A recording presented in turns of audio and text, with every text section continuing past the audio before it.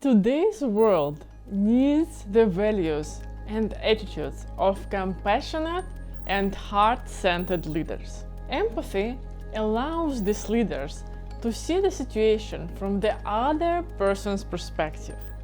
Kindness and positive regard for others create safe spaces for their teams. The problem is that heart-centered leaders often lack influence to transmit these values and attitudes to their organizations, customers, and stakeholders. Compassionate leaders can be easily overlooked for promotions and collaboration opportunities.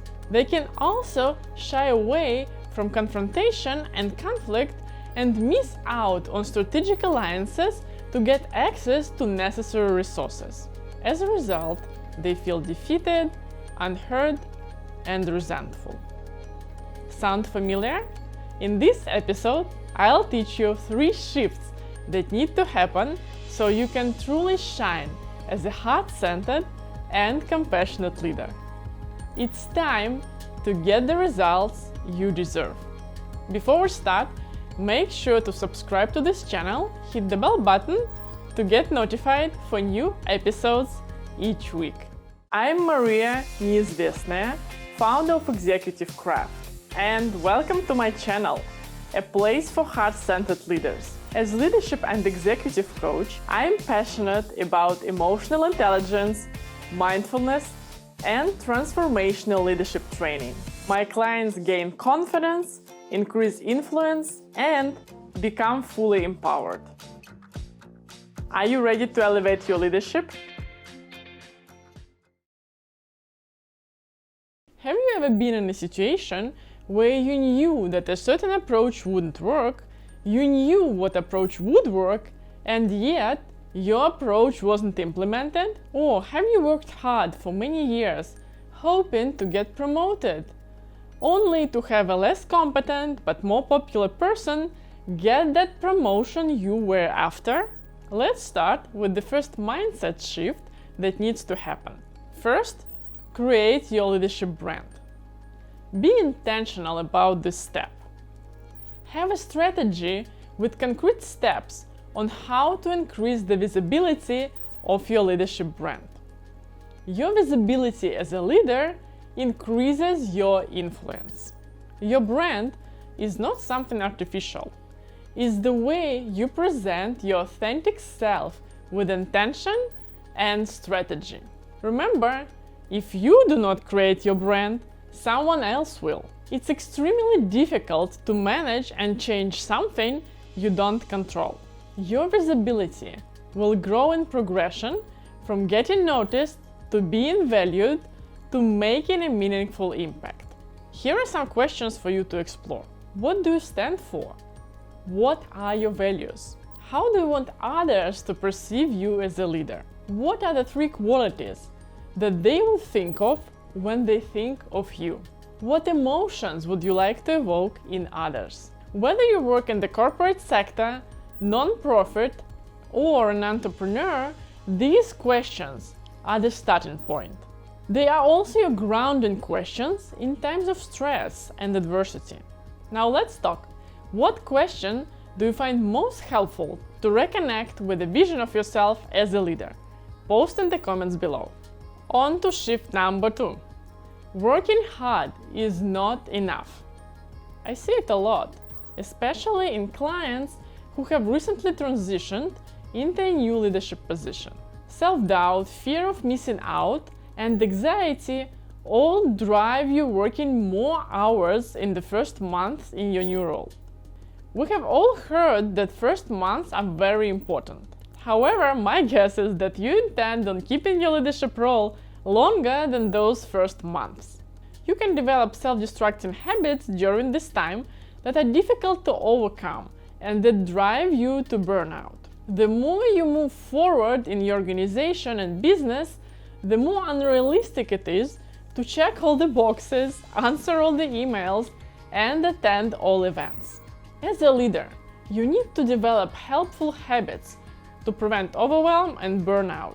These 2 videos on preventing burnout and overwhelm will guide you to create those habits. Your results as a leader are not measured in the number of hours you work, but rather by the outcomes you achieve, the well-being of your team, your personal welfare, and the impact that you have in your organization and your business. So, instead of overworking, delegate, train, create new leadership habits, and implement strategies to increase your visibility and influence.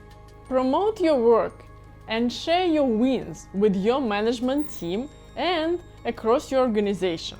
Identify key people at high levels of your organization that you need to have relationships with and reach out. They are humans, just like you, and most of them will appreciate your willingness to connect, seek advice, and provide updates. We need more competent leaders. If you consistently promote your leadership brand, you'll get more resources and support in the long run. You'll feel empowered. You'll spend less energy explaining yourself or being upset over your ideas not being heard. On to shift number 3. Be aware of your overgiving autopilot. As an overgiver, you might have a tendency to help, take care, and promote everyone else but yourself. Then you get upset because you feel unsupported, you get frustrated for not getting rewarded for your hard work. Let's turn this around. Start treating yourself the way you treat others and do for yourself what you do for others. Acknowledge your wins. Get into the habit of sharing your accomplishments with others. Does this seem foreign to you? Don't avoid it. Start with small steps. Keep a record of your wins and the value they create for the team, your business, and organization. This record helps you to understand your value, which is something that's crucial when you're facing adversity and stress. Second, infuse this information in conversations with management and your stakeholders regularly. Consistency is the key. The more you show up, the more you'll be noticed. Executive level leaders swim in the vast ocean of information every day. Help them land on your consistency and your consistent message. Be intentional about how you present information, both great news and not so great news. Think about the outcome in advance and craft your message accordingly. With practice, investing time and energy in building your leadership brand becomes a natural part of your everyday work. Stay intentional and be courageous. Let your compassionate and authentic leadership shine. If you are in a leadership position and you know that you need to work on increasing your influence, I invite you to connect and book a free one-on-one discovery call with me. Let's dive into specifics. What you are working on, what's working for you, what's not working for you, and what is your leadership brand and how to make it stronger. We'll assess 5 key areas: your self-regard, stress tolerance, emotional regulation, assertiveness, and influence to create an action plan for each of these areas. To apply for the call, click on the link in the description or go to executivecraft.com/apply and choose the time in my schedule that works for you.